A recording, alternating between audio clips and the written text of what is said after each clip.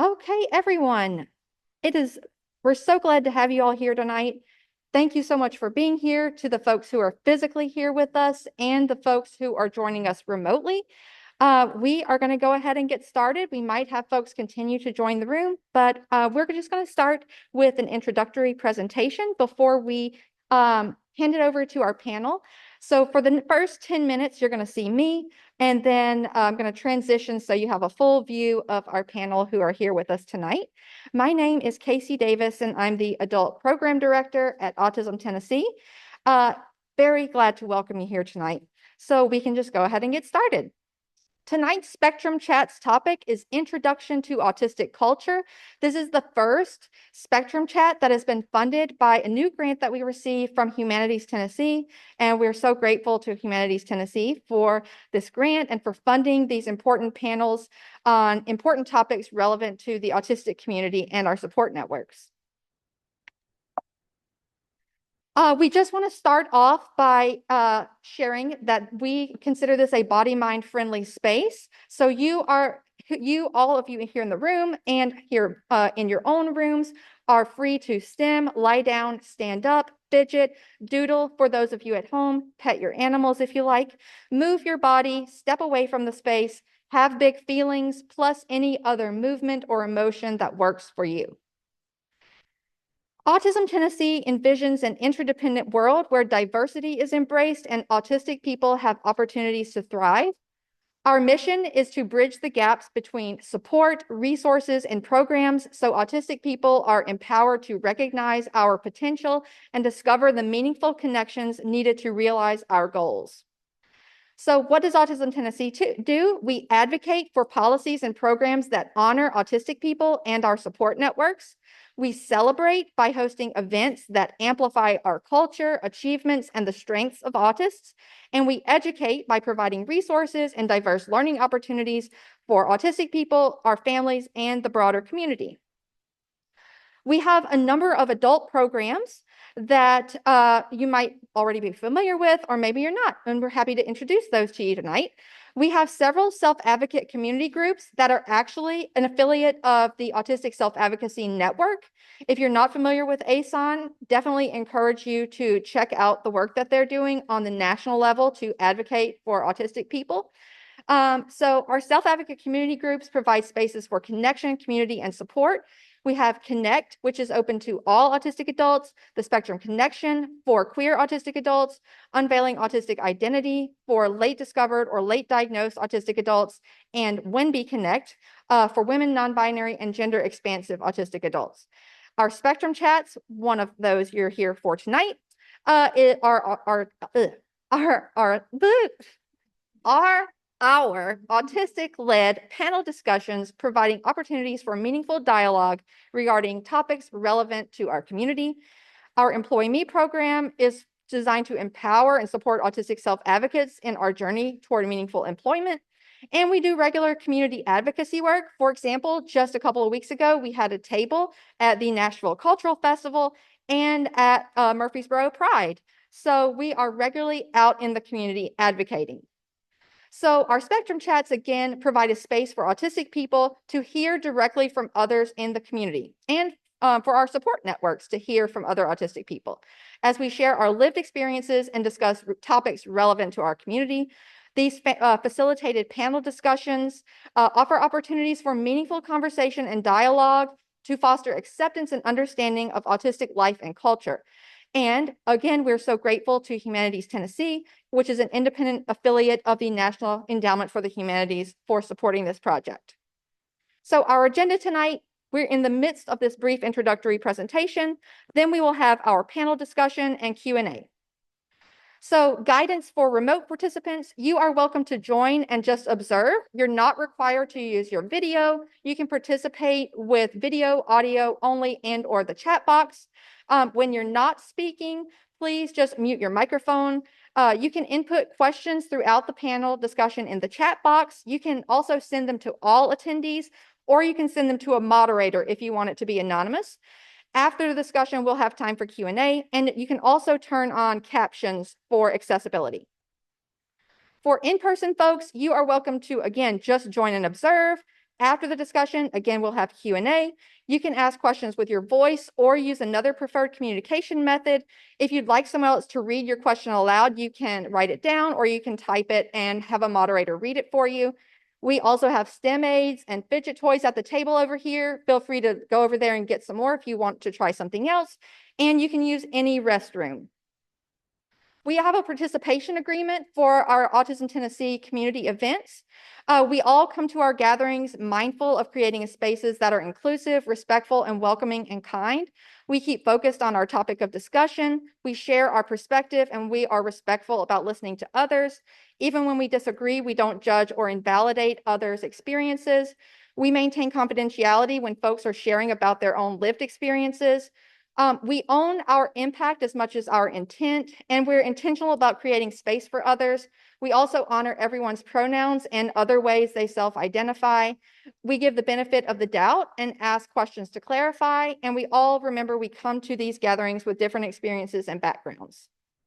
We also have a community values document that you can check out that we can put in the chat.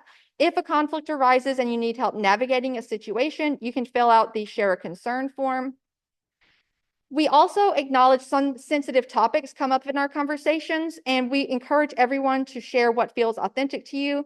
We don't police what we share about ourselves in our community spaces. We understand that sensitive topics regarding mental health, suicide, self-harm, medical trauma, ableism, racism, substance abuse or addiction, domestic violence, or other forms of trauma may come up during some of our gatherings. But when listening and holding space for sensitive topics, please remember to do what's best for your own mental health. Excited in just a moment to introduce you to our panel. They will introduce themselves. One of our panelists was unable to join us tonight, but in just a moment, I promise, you will be transitioned to a view where you can see everyone. And then they will introduce themselves when we get started. Thank you all to our panelists for being here tonight. We also recognize that this panel isn't representative of all autistic people in our community, particularly those with generally higher support needs and non-speaking autistic people. We recognize this is a limitation of this panel, and we're working with our staff in our community to ensure we are able to make future panels more representative. In all of our spaces at Autism Tennessee, we center the neurodiversity framework, something maybe you are familiar with already, and we just want to introduce it to everyone. Neurodiversity is the natural diversity of human brains and minds, the infinite variation in neurocognitive functioning within our species. The autistic neurotype is just one natural variation in human neurodiversity. The neurodiversity framework is a shift from harmful historical perspectives that neurodivergent brains are, quote, disordered, characterized by, quote, deficits.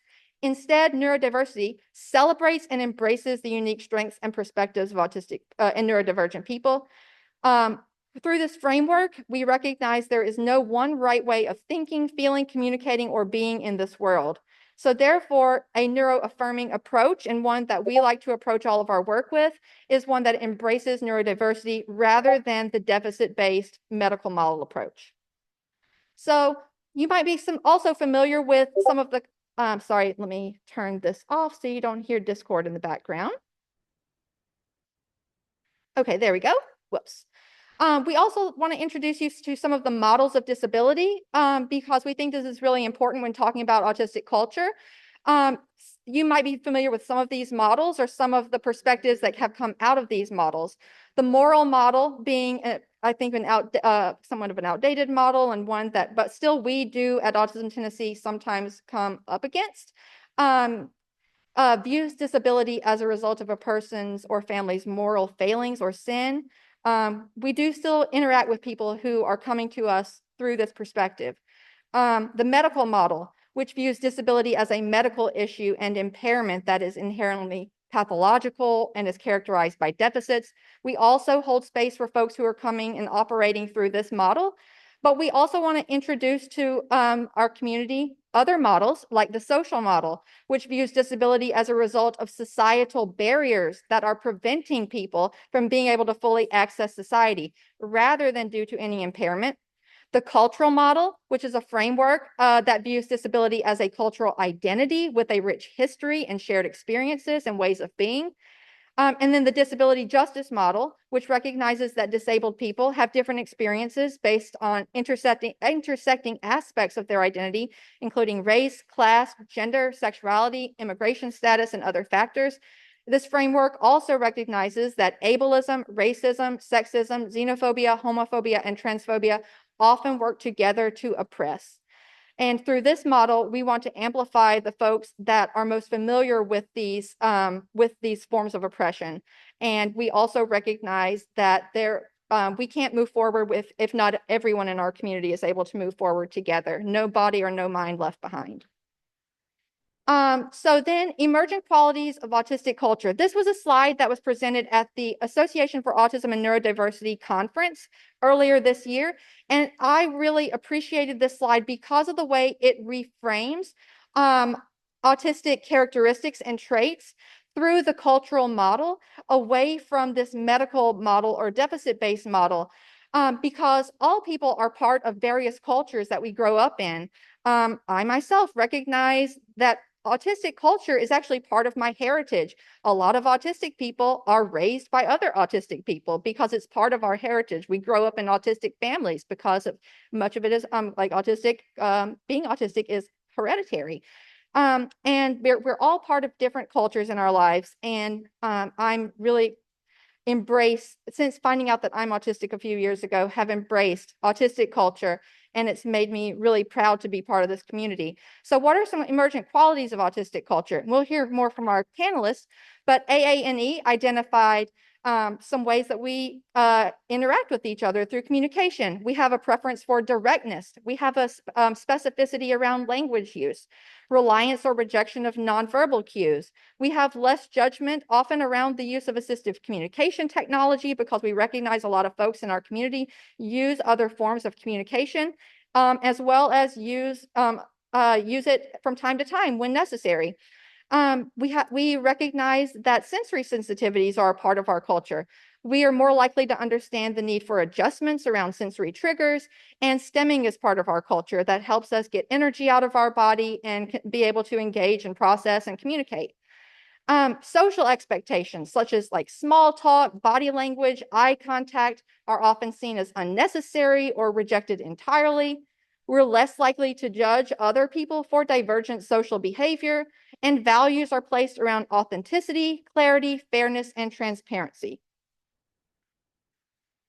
I also was, I recently heard the 50th episode of the Autistic Culture podcast. If you're not familiar with it, they identified these 10 pillars of autistic culture, which I also appreciated hearing about through this podcast. If you're not familiar, I encourage you to check it out. They identified logic and strategy, linguistics and accents, deep thinking and insights, world building, data gathering, pattern formation and analysis, innovative, game-changing ideas that have come out of our community. Many autistic people are creative in many ways and express ourselves artistically. Consistency and reliability, justice and honesty, and super fanning and fictional friends. So these were the 10 characteristics identified by the Autistic Culture podcast.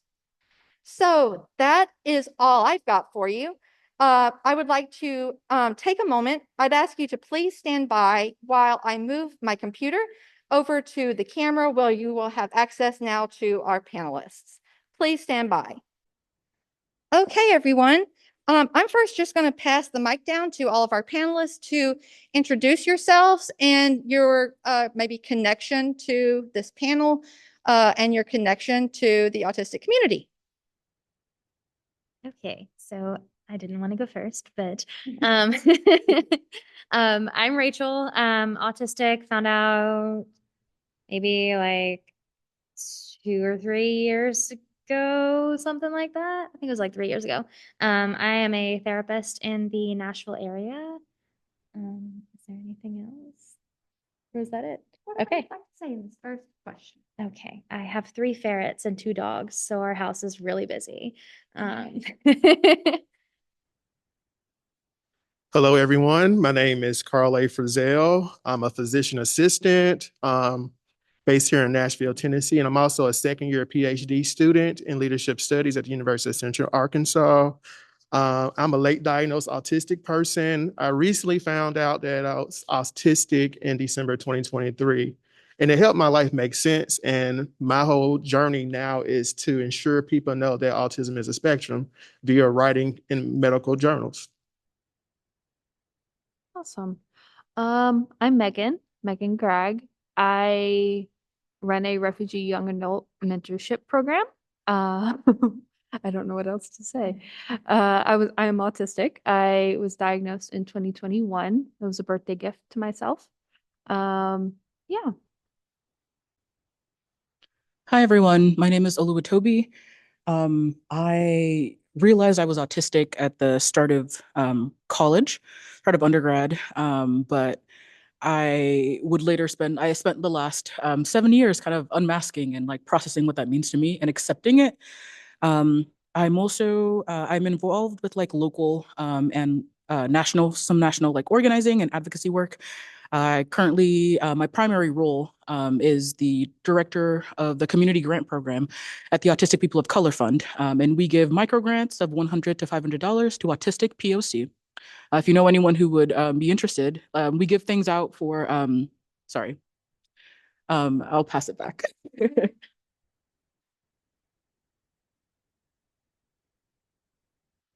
Thank you all for introducing yourselves. And if you don't want to go in the same order every time, you can just pass it down. And if you want to like take a little time to process the question before you answer.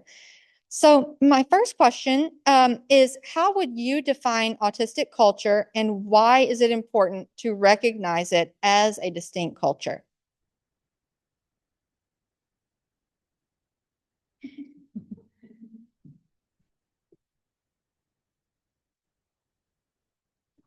Go ahead and start us off. Yeah. I hate being first.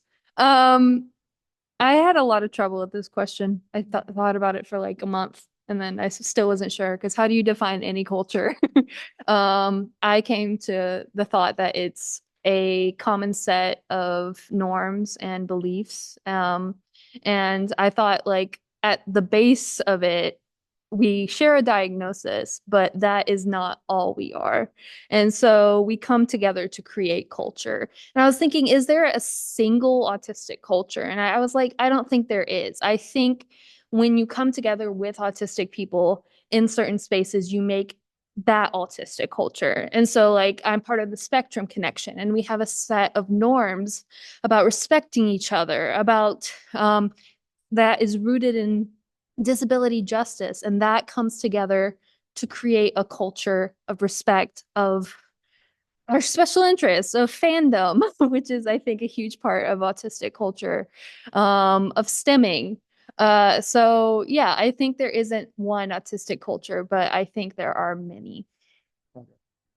That was such a beautiful response. So just to piggyback on that, I think pronouns they, sorry. What they mentioned kind of goes along with my shirt that I have on that has the infinity on there, because it's a spectrum. There are several people, different characteristics, but this diagnosis unites us together. And we had that commonality that helps remind us that we're just different. That's the main thing. We're different. There's not a deficit associated with it. And we need to make sure that we remind ourselves of that, because we are still in an ableist society that has their norms, and it's slowly but surely making an impact what we're doing, but there's still some work that needs to be done to let people know I do things differently. That doesn't mean anything that's wrong. It's just different.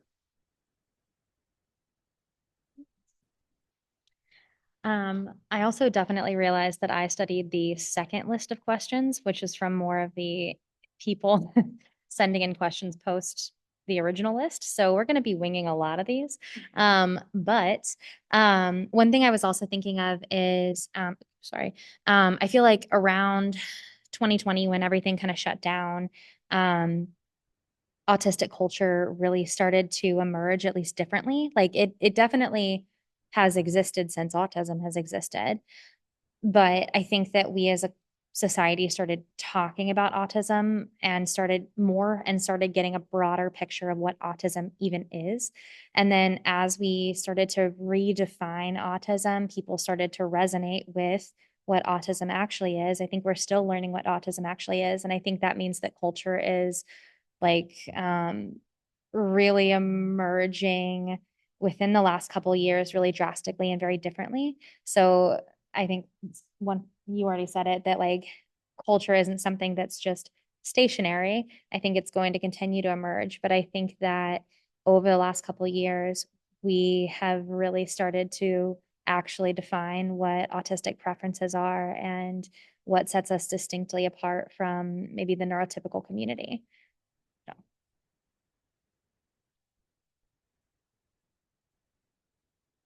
I think I'd like to address like the second part of the question, and the why is it important for society to recognize autistic culture as like a distinct culture. And I felt like that part of the question was easier for me to answer than like the nebulous, like, what is autistic culture? But I have been thinking it like in order for something to be preserved and also to be I don't know, like kind of celebrated or just like thought to be on the same level as other things. Like there like needs to be like legitimacy. I've been thinking a lot about how there are things that like I think when you like looking at like disabled folks, disabled communities and like autistic communities and looking like people of color and people from like other countries all over the world, there's a lot of times when people will like say these cultures are like barbaric or like childish or like backwards. There's always this idea that like if you're doing something differently, you're doing it wrong, and that often means that the people who write history then write those people out of it.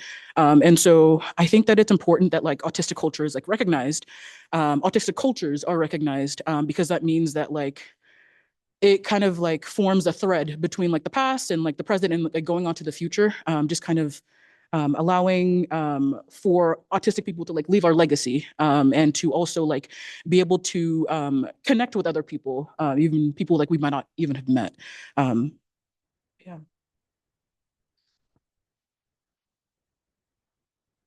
Wow, thank you all so much for those profound answers.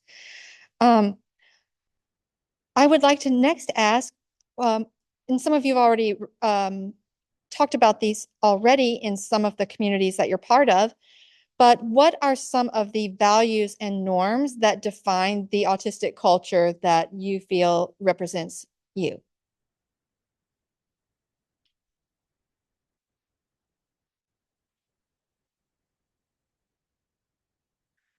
I really, I think one of those norms is being like direct, and straightforward and kind of like to the point.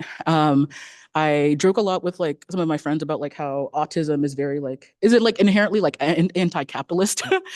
Because capitalism is all about like, getting everything done and like, cutting out, um,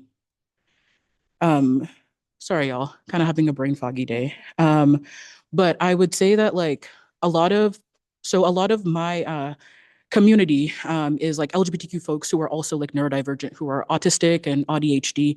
And one thing that I've seen in all of our experiences, is being seen as like combative, especially if like for like my Black autistic friends, being seen as like combative or aggressive, or as like being painted as problems, when we communicate how we naturally communicate. And so I think oftentimes autistic folks will come away, when we finally like meet other folks, we're like, oh, okay, so I'm not the problem. This is a valid way of being and interacting with people. And that's something I'm really grateful for, because communication is really important. And I feel like non-autistic people can tend to, not to say like, but be bad at communication just because of all the like kind of like social subterfuge that there is. But yeah, I would say like transparency, honesty, like kind of like directness. I want to add on to what they had said. Definitely in directness and communication. When they were talking about, especially being like the Black autistic person, being seen as aggressive, being seen all these type of ways, it actually reminded me of a situation that happened last year where I was surprised being nice, with a meeting with two supervisors who I thought were meeting with me to have a conversation about how to help me. But that conversation the whole time was talking about how bad a communicator I am and told me that I asked questions the wrong way. So coming from that experience, I was traumatized. But once I found out my diagnosis and found community, that's when I found out that's just the way I communicate. Doesn't mean that it's something wrong. I'm not a person that uses a lot of fluff. When I email, it's boom, boom, boom, boom, boom, because I don't see the point of it. But just because I communicate differently doesn't mean there's something wrong with the way I do it. So I think that's one of the big things for me, just the directness. And even sometimes when I communicate, it just may be just a blank face, but I'm paying attention. I'm doing everything I'm supposed to do. Don't take everything so personally. And that's what happens. So just being with this community helped me appreciate myself more, because after having a surprise meeting like that tore me down, and I thought I was going to get help, and finding this community, it helped me embrace myself more. So whenever I get a chance, that's why I will wear t-shirts. That's why I let individuals know, because there are people who may be in our community, but they don't have that support, or people who look like them, because going back to the ableist way of medicine, they have a certain way things are presented and they don't present that way. So that means you don't have it. So I think that's just want to add on to that. It has really touched me when they said that. So I have two values I was thinking of. I have notes, so if it looks like I'm reading, I am. The first is, I think, part of larger disability justice culture, and it's that we give each other grace. I wrote, we're going to interrupt each other. We're going to have different access needs. We're going to info dump, and that's okay. Because we know we have the same problems, we have the same issues, we have the same fun things that happen to us. And so we give each other grace. And then the second thing, which I've talked about before, stop me if I'm rambling, but fan culture and fandom, everybody has their thing. And it may not be, I'm a 911 fan, right? It may not be 911. It may be like quantum mechanics. Everybody, it's so different, but you're going to obsess over it. You're going to spend your whole life thinking about it. And you're going to find other people who are in community with you who feel like that and think like that. And that is a beautiful thing. So I think that's a good part of autistic culture. I love that. I wanted to kind of jump off of something that you said, where I think a lot of times, when I'm going to go make sure I'm not too much of a tangent off of what we actually are going for. I think the more that we can normalize some of the traits of being autistic, the less that a lot of us who are autistic feel like we're crazy.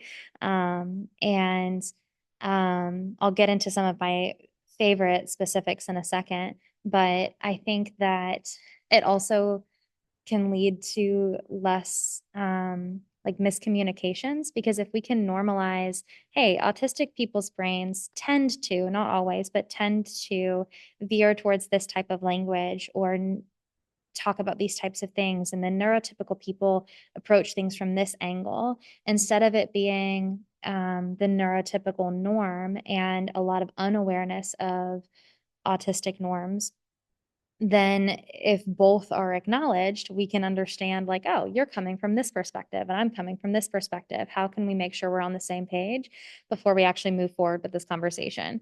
And then again, I think it would increase a lot of sense of like self-esteem and value and sense of self-worth among autistic people, because our brains just think differently.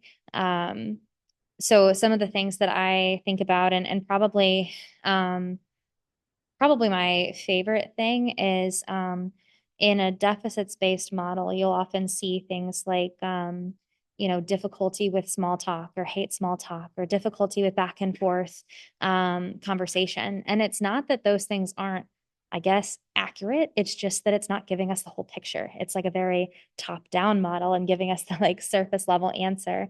But what's going on underneath, I think, is that a lot of autistic people have a really strong preference for depth in conversations and community and friendships. And when we realize that, like, oh, an autistic person is likely going more for like depth, and maybe other people or neurotypical people don't have that preference, then we can kind of figure out like, let's match up and just figure out what we're both looking for.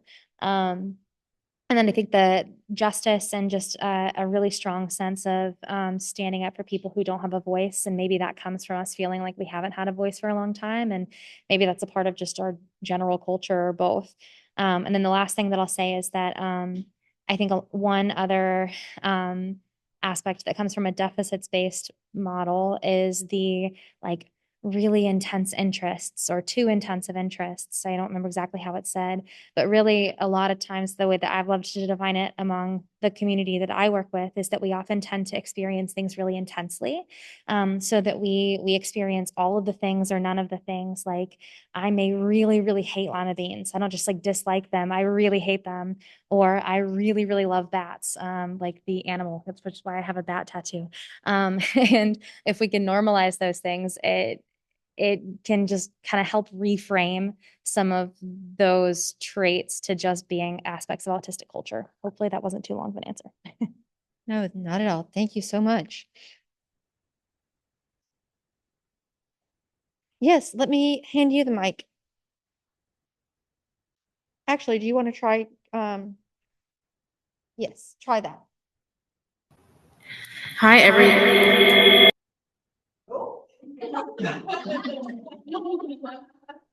You want to come up here? Or? I mean, I can't just stay right here. You can. Okay. Hi, everyone. This is Amy. I just wanted to bring up some cool stuff that's happening in the chat. So just lots of resonating, like somebody mentioned work emails. So somebody said, I'm the same with work emails, efficient, no floof. Other people saying direct and to the point. And then people sharing some experiences, realizing that all the stuff in quotations in your life that has been pathologized and labeled wrong is just your norm and is okay is pretty overwhelming. And I feel like our panelists talked a little bit about that. Thank you, Amy. My next question, is, you've also kind of touched upon a little bit already. I will ask the next question, but I also want to let everyone know that I did prepare 9 questions, and then we got about 8 more from the community. So maybe after 2 more questions, I will pass the questions down to you, and you can answer the questions that you feel most resonate with you, if that sounds good. Okay, I'll ask this one.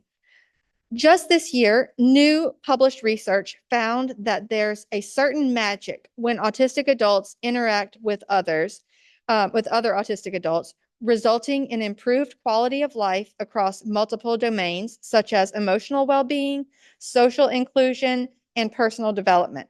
How does the concept of community within autistic culture, or what does that mean to you, and how has it supported your life? I'll just rephrase it that way.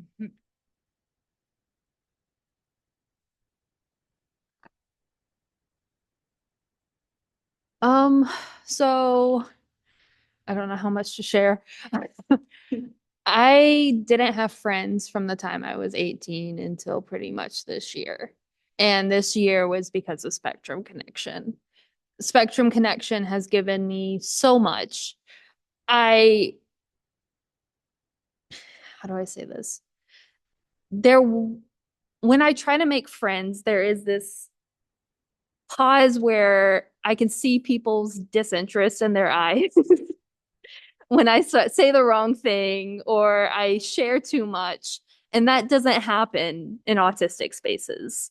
And with Spectrum Connection, you have the added bonus of like it being a queer group. And so you are having support not only with being autistic, but also being queer and how that interacts with each other. And so I'm so thankful to Autism Tennessee. to have this group because it really is bringing people together and respecting those norms of like I talked about before of like not cutting each other off is okay, being blunt is okay. It's all okay as long as we respect each other. Yeah, when I first saw this question, and every time I see it, like it just makes me smile. I think a lot about my chosen family. It's primarily like LGBTQ folks, primarily like Black folks, and uh, when I think in my friend groups, I was like largely like I was like the kind of like the first autistic person out, if that makes sense. And then years into the friendship, a lot of my friends like realized that they are also autistic, and suddenly like everything made sense. And I remember there was a conversation, a specific night. My close friends and I met up at a place to like get dinner.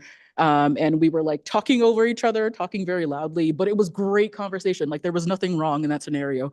Um, and I think that like, I don't know, I feel like autistic people kind of like blossom around other autistic people. When you've been told for so long that like how you communicate and like interact is wrong, like that's like very damaging. And then to like find people where like, oh no, not only like do they not see this as a problem, they also like resonate with this. Like this speaks so much. I Yeah, speaks so much. And I feel like community is like very integral, has been very integral in my like accepting of my own identity, and also just like um in being okay living in a world where like that is like largely anti-autistic. I know that like, once I come home, like in my group chat or like late, like, in the evenings, like I have these people who like I don't need to like explain myself to, like I just get to like be myself and they just accept me.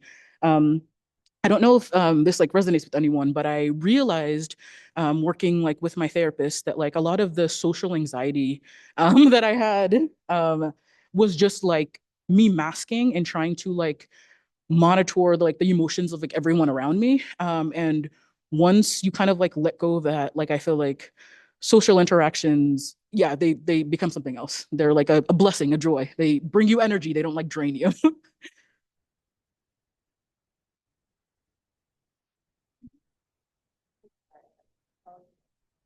Are you sure? And I want to add on to that. One of the things about finding I'm an autistic person that allows me to be less tolerant of individuals who cause me harm. So I have cut off so many individuals because I realize that they don't mean any good for me. So it allows me to being around people like me, allow me to recognize there's nothing wrong with the way I'm doing. And like they mentioned, I spent most of my life masking, then I burn out, have a meltdown, then I shut down. It's a repeated cycle. But once I got that diagnosis, it was like, even if I'm interviewing for jobs, it's that discernment that's present now. And it's like, I don't have to tolerate this. I know what I have to offer. So I don't need to put myself back in that space where I'm causing harm to myself and burn out again for individuals who will just roll you out the way and replace you anyway. So I'm definitely thankful about that article about that certain magic, because that magic empowers you to use your voice and be less tolerant of anybody who causes you harm. And I think the one thing that I was just going to add was, and it's pretty similar to what you guys have already said, but one of my favorite things about connecting with other neurodivergent people, I mean, is one, I feel like a lot of times you can like get this, maybe, and this is maybe being a therapist, but like I feel like I get this sense when I'm like meeting somebody else who's neurodivergent of like, oh, we're gonna click. And it's really, really fun. And it's also interesting when they don't know they're neurodivergent, but I'm like, oh, I got you. Like, I'm still gonna connect with you. But then my other favorite thing is when you kind of go on this back and forth of like, oh, here's this thing that happened to me, and here's all the details about it. And then the other person responds with like, oh my goodness, that reminds me of this thing that happened to me, and here's some details. And I'm like, oh my gosh, there's that thing that happened to me too. And like it's just all of these like little personal stories that often have a lot of depth to them as well. But that in and of itself is just naturally connecting for a lot of autistic people. And I don't know how, at least in my personal experience, I don't know how for that. I don't know how to experience that as not connecting, but I think that also probably just plays into autistic culture, is that that's a very connecting piece of autistic culture. Thank you all so much. And one thing about myself is I process information a bit slower, but so sometimes I don't have words in the moment after someone says something, but I just want y'all to know I've had chills like every time y'all have shared something, and it feels really good to hear what you're sharing. Thank you. Yes, Amy. There's just some cool stuff happening. So, in particular, Dahlia Ashford, I think, knows you. Carl's getting a lot of love in the chat. And so Dahlia is here from Shenandoah University and dropped some interesting facts. So, at Shenandoah University, they have the largest number of undergraduates with varying abilities, including autism, at a private university. So, Dahlia is just really enjoying learning from y'all. Because Dahlia has several, and Dahlia, I don't know your pronouns, so that's why I'm using your name. Has several autistic students as student workers. So I think that's a really cool impact. And because Shenandoah University is in Virginia. So cool, y'all. And yes, everyone's shouting you out and agreeing with what you're saying, Carl. Okay, let's see. I will ask one more question, and then right after I ask this question, while you're not answering it, I will pass these questions down to you so you can choose the next question you want to answer. This one came from someone who I think is here tonight remotely. Let me pull this up.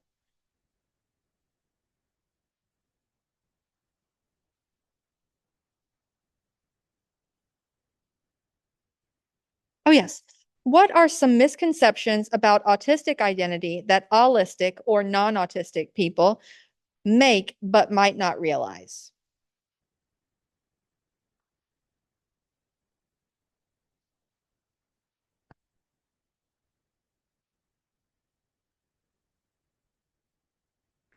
The one that really gets me is like that we have no empathy and like we don't have feelings. When I don't know, like not all autistic people are the same, but I just it seems that like more and more research is kind of showing that like it's not that we just experience and express our emotions like differently and in different ways. I personally and just kind of like speaking for some other people in my life, I don't know the way, well, I guess I'll speak for myself only. The way like I experience emotions when someone is communicating something to me and it's like something really sad or something really happy, like I feel it like inside my body so much so that I want to burst. But oftentimes I don't have the right words to say like, I mean, I don't have the words to communicate like what is going on and how much I am like emoting with you right now. Like I feel you intensely. And that like, I think with what you were saying, like I might be a processing thing, but just like I'm not able to like voice what I'm expressing, but I do feel and I do understand you. And I think that's something that's really frustrating to me, especially, I mean, like you can see someone who like, you know, cares that like a stuffed animal is like knocked over and like you see that person and you're like, you don't have emotions. Like what? So I think kind of like harking back on, I don't remember who mentioned it, but like our whole thing about like justice. I feel like a lot of autistic people are just like so intensely committed to like being good people and like treating other people well. For me, like it feels like that's like the simplest way. Like we could just all be friends and like have housing and food. And like, you know, like and you know, kind of like live happily. So that's one. I think another one is autistic people being inflexible. That's a huge one. And I think with autistic individuals or non-autistic individuals fail to realize that we spent our whole lives adjusting to them. So just because, like I mentioned, we have a strong sense of justice. So if there's a policy or something that's going on that does not make sense, we may ask questions like, why? And just because I ask a question why does not mean I'm being combative or inflexible. It's just to help with my understanding because those pieces are not there. So autistic people are flexible, we are adaptable, and that's why we have a strong sense of justice. And that's another reason why we have the ability to relate to other individuals too, because we understand how it feels to be, I hate to say, other. So that's the biggest one that get me about us being inflexible. We just need more depth. We ask why. And I can go on a little bit later. I'll talk. I'm gonna give two really quick ones. Oh, sorry. Yep, there we go. Two really quick ones. One is, and I don't know if this is exactly necessarily misconception, but just a difference. I'm trying to make sure I'm answering the actual question because I think I'm merging this one with one over there. But one that I think is really important for less miscommunication, for something that I wish a lot of neurotypical people understood is the difference between bottom up and top down thinking. And I'm not sure how familiar we are with that. I hope that we are. But to give a little short example, my husband, who's also autistic and is also a therapist, gave the example of how in math class he would always get really frustrated because one day they would teach this one random little like problem, and then they would teach another random little problem, and then they would teach another random little problem, and on the last day they'd be like, oh my gosh, everything is actually all connected, isn't that so cool? And he would see like everybody else in the class be like, oh yeah, I mean, as cool as you can think that that math was, like they were like, okay, yeah, that's so cool. And he would feel so frustrated because he would be like, if you had just told me like from the beginning that all these are actually connected, my brain could have actually processed that. And it's not just a preference, it's a genuine need for like to understand the whole system in order for our brains to actually process something. I could go on a really long rant on that and how the differences make such a big difference. But I think that's a really big one. And then the other one, and I think this one is more personal for me, is just then, and it goes kind of along with what you said, of the need for certain levels of sameness or structure to feel grounded. It's not that we need everything to be a certain way, but a lot of times I think that, especially I see it as a therapist with maybe parents trying to parent like their kiddos. And I don't work with young kids, but maybe even adults reflecting on their childhood and how parents would have this specific set of rules for their kids. And growing up, they weren't allowed to have this, this, and this. And all the kid was asking for, the autistic kid was asking for, was just like, give me a little bit of structure. And when that isn't, of course, kids can't always verbalize that. So instead, it comes out in meltdowns and frustration and screaming. But if we can find a balance of pushing ourselves to feel uncomfy, but also giving ourselves some structure. I know that for myself, there are certain things that I need. And if I just have those little things or that little bit of structure, I can feel so much more grounded. And I think that's a really big difference between autistic culture and neurotypical culture. I'm probably not going to answer this question right. I think of the stereotype of the weird, quiet kid in the classroom, and how dangerous they are. People talk about the dangerous, quiet kid and what they might do. And I was that kid. I was the quiet kid who was weird and nerdy. But in reality, I just didn't know how to interact with people. I didn't know how all these rules, these social rules that were happening in middle school, I didn't understand them. Um, and so my mom would talk about how I would bloom when I got home and I'd be myself. But then in school, I was that kid. And so I think it's just good to give those kids grace. Um, that the kid who's obsessed with Legos may be the next engineer, right?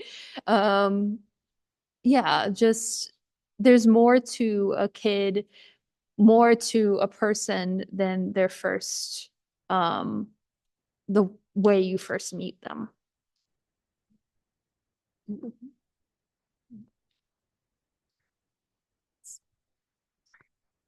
Yeah, if I could just add on to that, I feel like kind of like addressing like parents of like autistic kids or like, people with autistic people in their life. Um, I think like I think it's important to ask why, because people will like the whole thing with eye contact. Autistic people like will be said to like we're not respectful, like we don't like respect authority, and we might question authority. Um, um, and like like all these things are interpreted but from like the lack of eye contact, and I feel a lot of times like that especially happens to children and to like nonverbal people, people like whose I don't know, like whose like sense of like agency is often like denied them. But like I think instead of like looking to like pathologize it or looking to like ask your kid like why, like ask like your sibling or like your loved one, like why are you doing this? Like just talk it out. Um because sometimes like it'll reveal that like there needs to be an accommodation made, or like, oh, like I've just been like, misunderstanding this person this whole time. But I think a lot of times like jumping to the negative conclusion like does nothing, and it doesn't like also it doesn't help develop that relationship, like it doesn't change anything. So I think instead of like kind of drawing the a negative conclusion, like asking us like why are we doing this behavior, like what is this behavior doing for us, and all that kind of stuff. And also like accepting that even if it looks weird to you, if it's not harming anybody, then like why shouldn't we do it?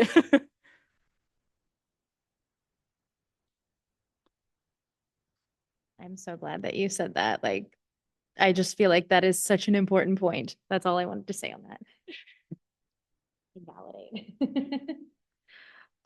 Well, I've passed the questions down, and I wanted to give the opportunity if there are any questions that haven't been asked yet that are either on the original list, on the participant list, or a question that you thought of that you wanted to be asked tonight.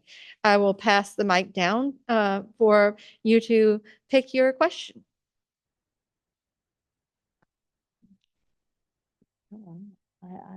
Go ahead. Okay.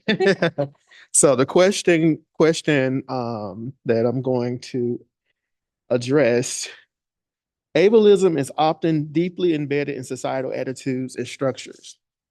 How does ableism impact the development and recognition of autistic culture? In what ways can autistic culture help challenge and resist ableism? So the reason why I chose this question, and the reason why I sought out an autism diagnosis, is because of ableism that I experienced in PA education. This ableism was in the form of being required to have a door open at all times.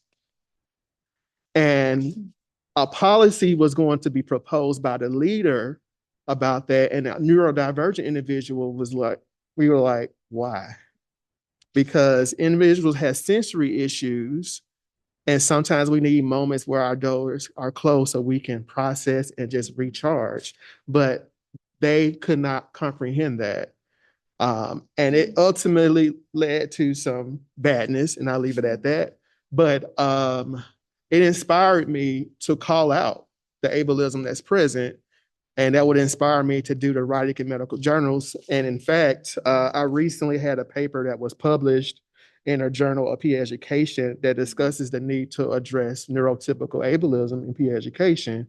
And what inspired that was a situation that happened during admission season, when a individual who's neurodivergent wasn't able to communicate the way that neurotypical individuals would like him to do, and he did not get accepted into the program because he couldn't get to his point.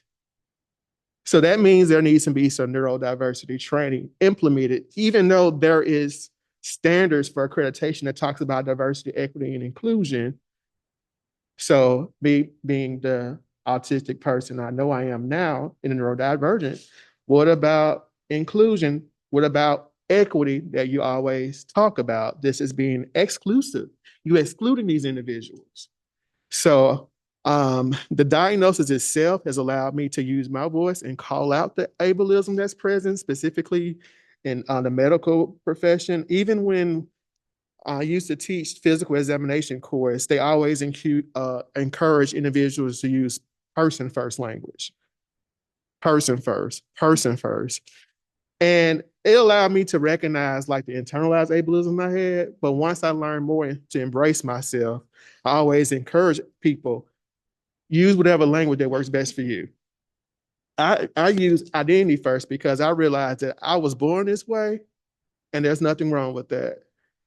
So I encourage individuals who are listening to use what works best for you and help educate those who may just be bogged down based on what society expects them to do. So that's what I wanted to speak on ableism because it played a significant role. You know, going from experiencing that I ask questions the wrong way, now I can't, I can't have time to process things, help me realize, okay, this is not a me issue. It's an organization issue. It's an institute issue. And I realized that I can speak my voice to raise awareness, but they have to do the work.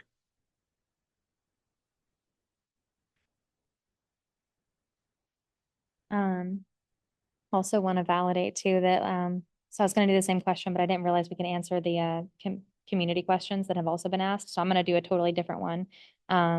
But I did want to validate, like, I've been in private practice therapy, meaning like I'm the sole owner of my practice for the last 4 years. And I think that just hearing, I guess specifically you talk about what you've had to fight against, it reminds me of how much ableism still exists in the workplace. Like, I know it and I hear it from my clients and I know it from my previous experience, but I am just reminded of how much more work there needs to be.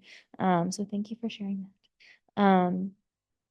You said just to jump around, right, for the questions? Okay. So the question that I wanted to answer was that I feel like I address a lot with my clients is somebody asked, how can I prepare my son to go to an on-campus college program and live separately from me? So my office is walking distance from Belmont. And so I see a lot of college students, and especially a lot of freshmen, autistic college students. And one thing I think is interesting is that it's not like accommodations for autistic people and neurodivergent people exist on the academic side. Okay, I definitely as a therapist have to do a lot of advocating for, hey, this, from the basics to extended time to making, like, advocating for professors to really add additional clarity. And when it comes to times assignments are due or expectations, and it's not just that the autistic student is asking you questions to get out of things. In fact, they're asking you questions to get more clarity on the assignment so they can do it well. But what I find more difficult for a lot of my new for a lot of the incoming like college students is that we really underestimate the mental load of doing everything else outside of the schoolwork itself. Because I think we really focus, especially even in maybe high school, they're prepping for this is what college is going to be like. And they really focus on here is the academic side of what college is going to be like. But a lot of my autistic college students really struggle with those basics of like, I've got to get up on time. I've got to brush my teeth. I've got to get ready for the day. I've got to exercise. I've got to feed myself. And not only do I have to feed myself, but I have to go to a very busy cafeteria to eat food and make sure I do that 3 times a day.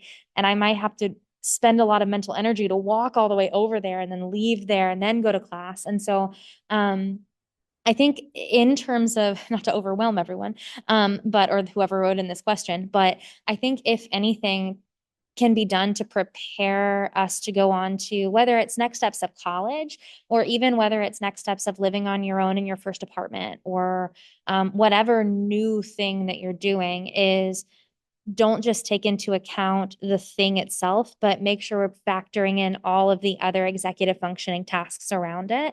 And I guess the good news is, especially if when it comes to like parenting and the household is that those are things that I think we can empower kids to do earlier on. Like we can practice, and this could be done with the support of a therapist or a program or something too, but practice teaching kids how to set reminders for themselves that work for them, or help them schedule things on their own, help them figure out how to get workouts in or food in, so that it's not so overwhelming when it's all hitting them at once. That's what I would say. Just want to add a little bit on that. I worked at a place called College Living Experience. It's a supportive I don't place for autistic college students, and basically they help with executive functioning skills and tutoring and that kind of thing. And it's really important to remember just how vital community is, because I saw all these students, they had their own separate issues of like, I have trouble with like feeding myself, right? That kind of thing. But when they got together and they supported each other, it was easier for them. And so if you can find some kind of community for them, some kind of support network, be it teachers, professors, therapists, other students in the community, it makes things easier for them.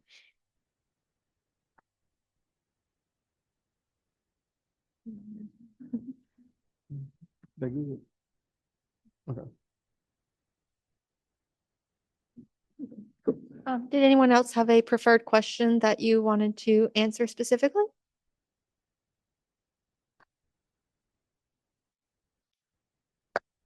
Yeah. I think like yeah, just to like add on to the question about like preparing your kid to like go off, by themselves. I think that get them accommodations, like look into all the accommodations. Some that I use that are autistic centric, my glasses are tinted, pink glasses specifically, like a pink tint, which is also on my phone, like reduces like it's least likely to like make you light sensitive. So like you can like get like there are like a lot of like different accommodation things that I use. I have these earplugs that like filter out sound. I also like have a bunch of like different like extensions and such, and like filters on my computer. So I think one thing that I wasn't really prepared for, because I kind of like built up all of these things over years. But I think that like looking to adult autistic people, and like figuring out like what works for us, and like presenting those like options like to your kid, because it can be, I think for the longest time, I thought I was just like a really callous, careless person. And then like I started like keeping a calendar, and I was like, oh, all of a sudden I can like remember things because I like remind myself, as like someone who has ADHD. But I think that like, yeah, I'll stop there. I also wanted to kind of like touch on the question of like, how can we bridge the gap between neurotypical parent caregivers and adult autistics? Perhaps particularly when the person needing caring doesn't have reliable communication and or experiences behaviors that harm others. Um, I think that like I think that for bridging the gap, I would recommend that both people um, learn from autistic adults and get involved with the autistic community, just because a lot of times um, autistic people, especially folks who were like diagnosed as kids, don't like are also fed the narrative of like essentially like you are kind of like wrong, and like what your parents say are right, and like what your doctors say are right, and like that is like the rule of the world. I think that like learning more about like possibilities, like I don't know, healthier ways of engaging between like non-autistic people and autistic people, especially when there's like a familial caregiving relationship involved. I think also I think for the neurotypical parent caregivers, like realizing that you probably have like messed up. And I think that all parents, honestly, like our world is not made to like, yeah, anyways, like I'm thinking about like how summer break is there, but like parents don't get that time off. So like our world isn't made to like raise kids functionally and healthily with like the least amount of trauma possible. And when you are autistic and like all of like the most prominent advice, at least for like until like much recently, like maybe the last decade or so, has been from like doctors who are like using the medical model. So I think like just kind of realizing that and like maybe going to a support group, doing that healing on your own and accepting that, okay, I might have done something wrong, but it's never too late to like start treating my kid like an individual and like a person. And like, it's never too late to like build that healthy relationship. And I would say for someone who doesn't have reliable communication needs, I don't know, I haven't done a lot of research on this, but I'm just like, please explore every type of alternative and augmentative communication, like AAC devices and AAC methods, because I don't know, autistic people have our voices and are like want stolen from us and like deprive of us so much. And I think that like exhausting every opportunity to like allow this person, this child that you care about, to be able to like, you know, tell you what they want and like how they feel, I think is like incredibly important. Yeah. I think it's also important to see, read, or listen to, watch as many different stories from different kinds of autistic people as possible. I'm level 1, so I don't know a ton about the experience of level 2 or level 3 autistics. And so I've read stories like, I think it's called The Reason Why I Jump, right? From a non-speaking autistic person about how they view their life. I've read Temple Grandin. It's important to know how Temple Grandin experiences her life, because like knowing other people's stories is how we can get closer to them.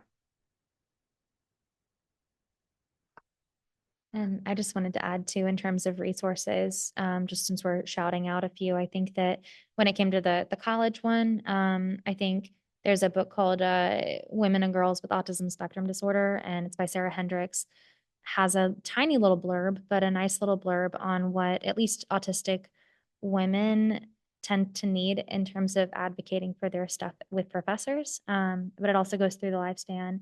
And then in terms of like community support, to kind of speak to something that you said, in addition to Autism Tennessee, I know of several therapists. If anyone needs resources, feel free to direct them. But of several therapists, including myself, who run autistic support groups online and in person for varying levels of support needs for adults in the Nashville area. So. And we do have some questions coming from the audience. I've seen some hands raised, so, yes, yes. When you get done, Amy, will you pass it on? Mine is also about Great. Alrighty, this is Amy with the chat. So Lisa wrote, this may sound odd, but something that really helped me to go to college was summer camp. When I was younger, I was sent to a week-long summer camp for most of my teenage years. When I had to go to college, I told myself to pretend I was going to summer camp. When I had to live on my own, I told myself to pretend I was at college. Just being on my own for a little while when I was a kid helped.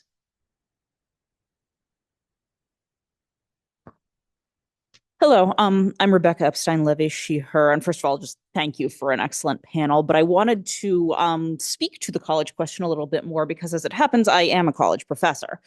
And I am adult realize ADHD. The ADHD realization came before the autism. But at any rate, something that I have found in my experience, and I will say that understanding who I was and that in terms of disability helped me be better attentive to my own students' needs. And one thing I wanted to say in particular is for anyone who might be in a position of authority like a professor or a teacher, if it is safe for you to do so, and I want to add that very strong caveat, if it is safe, you will make a huge difference by openly identifying as autistic or ADHD or neurodivergent or what have you. It says, I am a safe person for you to come to if I have a question about my needs or just experience of the world. And, like I've had to kind of play it by ear, figuring out how to design courses that are accessible to begin with, because what I want to do is avoid my students having to jump through the accommodations bureaucracy, which I always think of as a supererogatory test of executive function for people who often have difficulties with executive function. But these, but I again, I just want to encourage thinking about how to design from the ground up if you can, and being a role model yourself if you can safely. So thank you. I think down here. Hi, my name is Ellie. So my first question is, I have a 5-year-old nephew who's nonverbal and autistic. How do I help him communicate or whatever when he's angry or doesn't get something? How do I help him without crossing that boundary? My second question is, could a person have or not have autism if they have really bad sensitivity issues? I have really bad sensitivity issues, like clothing bothers me, I have to do anything with my hands, just anything really bothers me. So I was just wondering. I'm going to pass both of these questions. Does anyone have a response to either question that they'd like to share?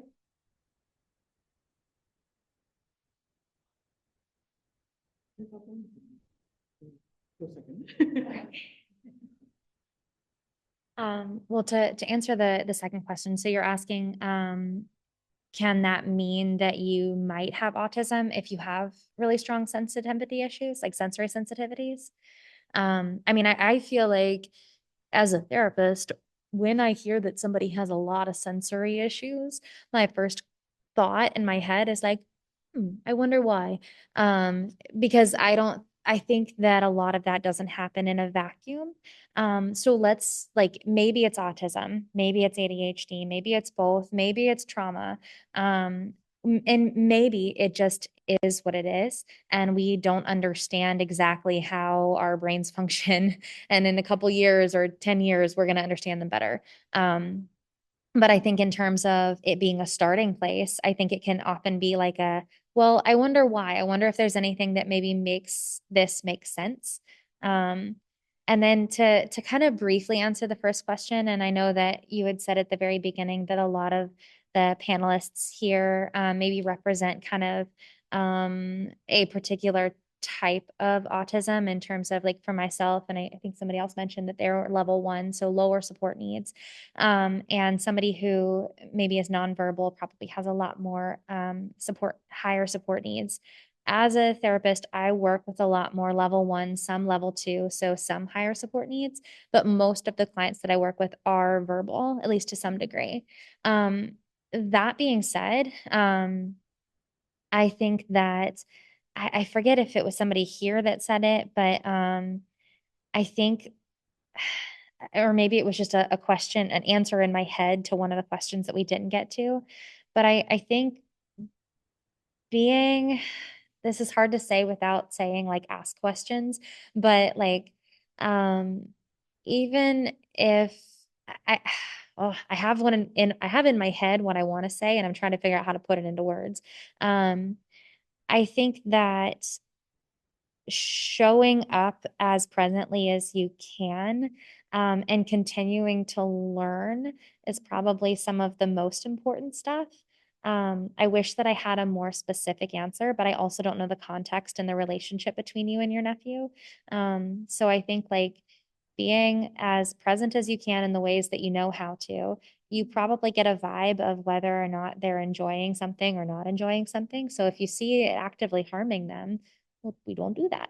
But if you see them happy, okay, awesome. And then continuing to learn outside of that, if you want to dedicate energy to that so that you can come back with more resources, awesome, phenomenal. And then I'm always going to encourage people to speak to therapists who work a lot with that community because they could probably give you even more specific answers.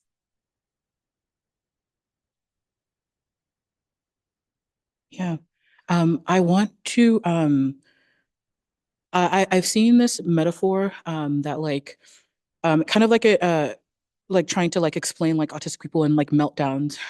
Like this metaphor of that like autistic people have it's either like so like let's say we all have a bucket of like all the stuff we can deal with in a day, all like the negative stuff. There's like more stuff that like essentially ticks autistic people off, so our buckets like fill faster. And oftentimes the things that like upset us or like cause us to melt down are very much like kind of other people like belittle that and like talk down to it and it's like, why are you so upset about this? So I think that one thing you can like do with your nephew was just kind of being like, yeah, I know that sucks, and just kind of like treating his responses as legitimate because they are. Because like the amount that he is like kind of like screaming is like that's he's trying to express, you know, what kind of like what's going on inside. Another thing that I would recommend is kind of like if there's like a favorite like show or like I don't know toys or something, kind of like using the language of that to like talk to him about his emotions. Perhaps there's like if as someone who like is an adult who like sometimes like when I have meltdowns, like can do things that like might hurt myself.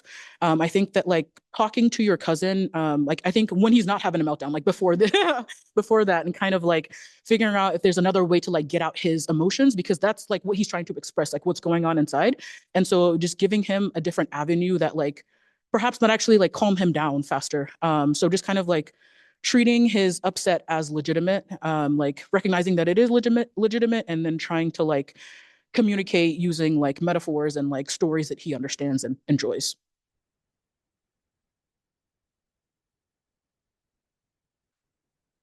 Anyone else have a question? Oh, yes, Drew.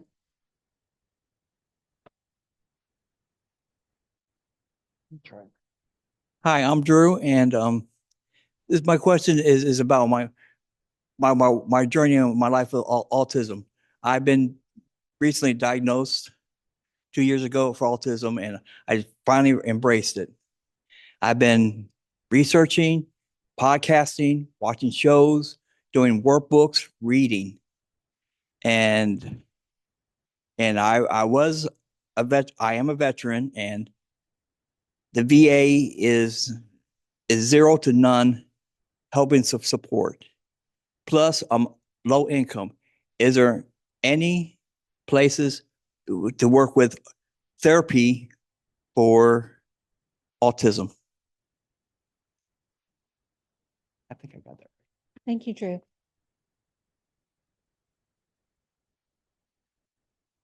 Yeah, I have one specific response to that, and I'm not 100% sure how it works. So there might be a little bit more research on your end, but I know that there is a grant that supports veterans for up to, I think it's 12 sessions.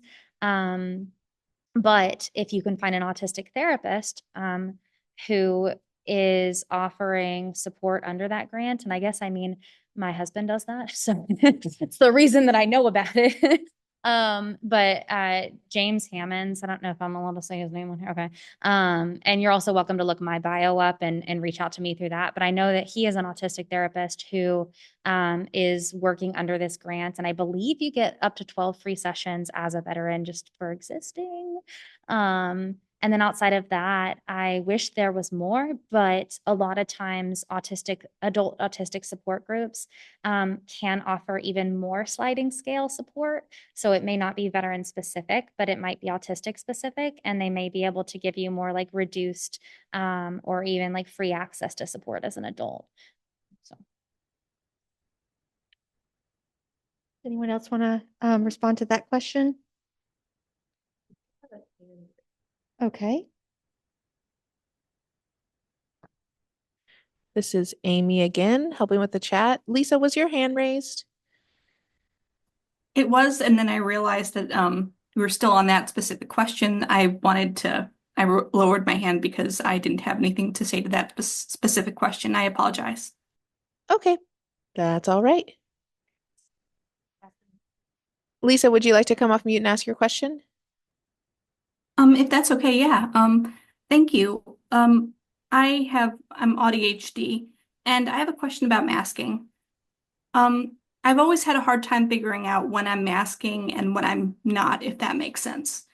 I can't really tell when I'm just being polite to people or, doing what I guess everybody autistic and non-autistic does.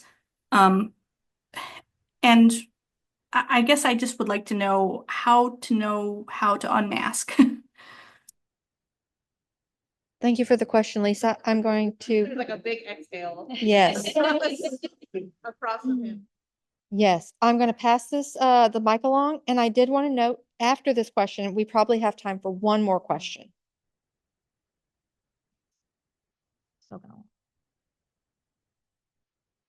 Okay. I can briefly speak to, I know I've spoken a lot on some of these questions. But in the autistic support group that I run, I've had this question come up a number of times over the last like 2.5 years. And every other session, I feel like there's a question about, is this masking? Is this not? And I think one thing I like to reframe is like, I don't think that masking is, and I don't think you said this, but masking, I don't think is uniquely autistic, but I think that being autistic means that because we live in a neurotypical world, we're more likely to mask a lot harder because the norm is neurotypical. So in order to not be othered, kind of like you said earlier, we feel the need to mask to almost catch up to that.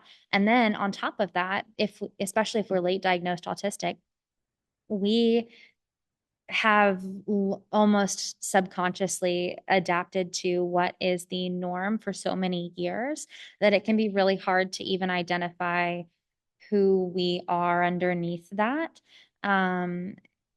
So I like to, in a very short answer, and I could probably talk about this for hours, but in a very short answer, one, to validate that it's normal to not know if you're masking or not.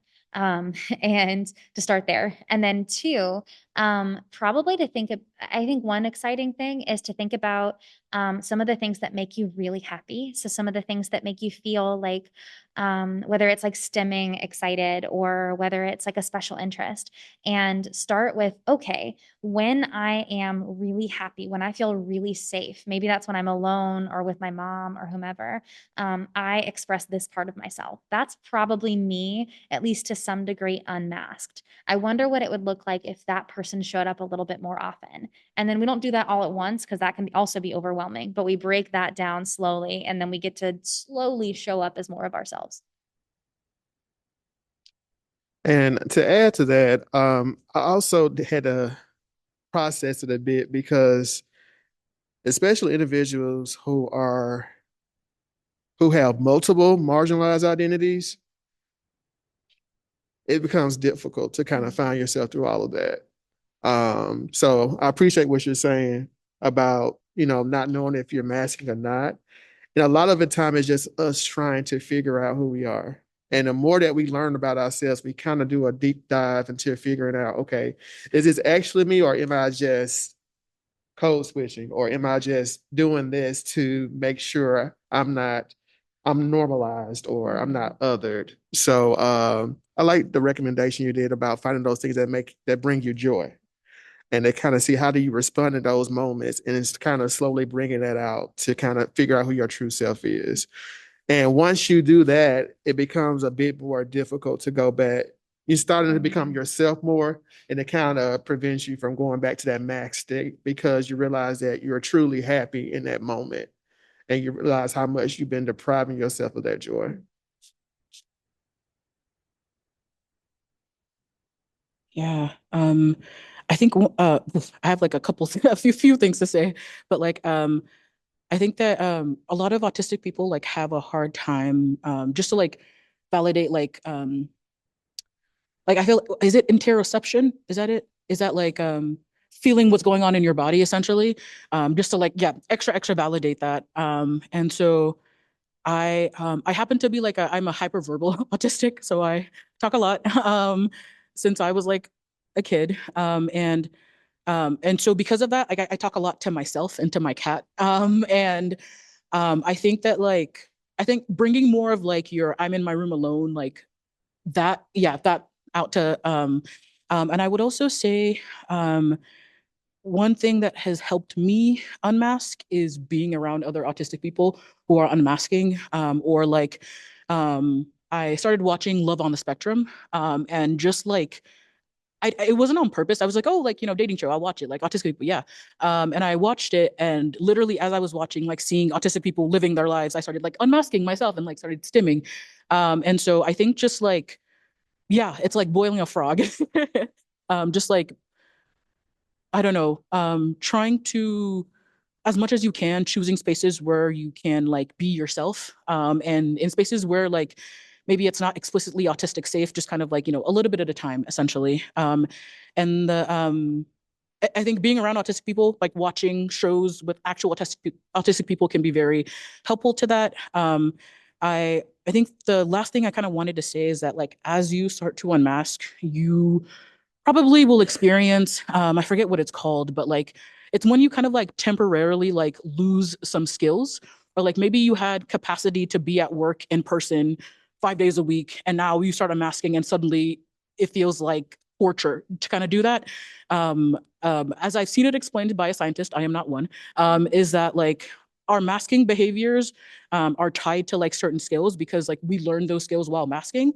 So when you start to unmask, you start to kind of lose skills. But what that means is that your brain just needs time to like find more connections to those skills with like the person that you are allowing yourself to finally be, essentially. So that's one thing I wanted to just kind of caution, because at first I was like, who am I again? Like I don't, everything is like hard. I don't know how to do this. And so just kind of like, that's normal. It happens. So just like be ready for it. Yeah. And I just want to ditto the being in your room alone thing. The way I didn't ever intentionally unmask. I was alone by myself for all of 2020 and 2021. And at the end of it, I didn't know how to mask anymore. So, so yeah, I mean, just be kind to yourself and know that the person you are the truest is when you are happy, right? Whatever makes you happy, like you said, right? What brings you joy. And so search for that joy and see if you can emulate it while people are around you as well. Thank you all. And I'm glad we spent time on that question. Thank you very much. I did say we had time for one more. We are at 7:33, but I did say we have time for one more. So if there is a question that anyone has that you really want to ask, I think we can go a little bit longer if everyone is okay with one more question still. But if you do have to head out now, we totally understand. And I did want to tell you there will be another panel Monday, November 4th, under our other grant, the Stillwell grant, focusing specifically on employment. And we will be hearing from 5 autistic entrepreneurs who have started and run their own businesses. So that is on Monday, November 4th, and you can find it on the Autism Tennessee calendar at autismtn.org/calendar. Okay, do we have one more question?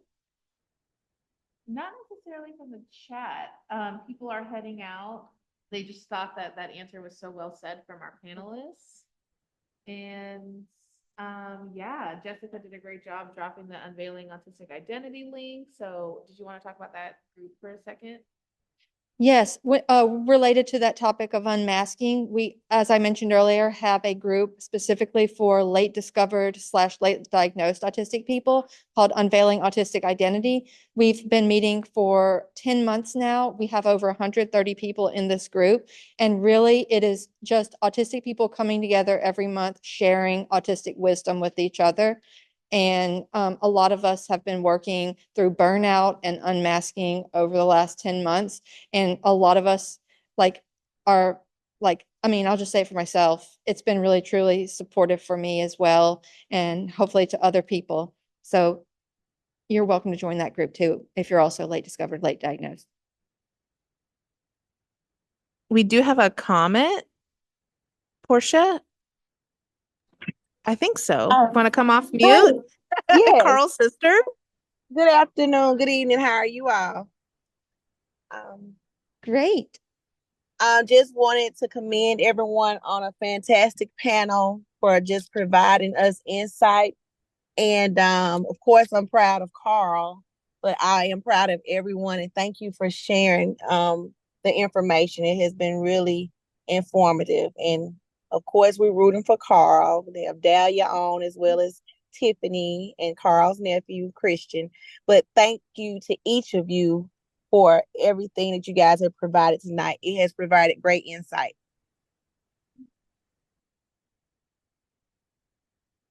Again, so many people saying thank you for having the panel and sharing your experiences. Again, we had our funder, Humanities Tennessee, on tonight with Caroline. She wrote specifically to the panelists. Thank you for sharing your experiences. I appreciate your transparency and honesty. And thank you again to Humanities Tennessee for making this event possible. This is the first time when we've been able to pay our panelists. So we're very grateful, Humanities Tennessee, for helping us do that, which we feel is very important. I think we might be done. All right. And thanks also to Operation Stand Down for hosting us. And thank you to everyone online and everyone here and our panelists.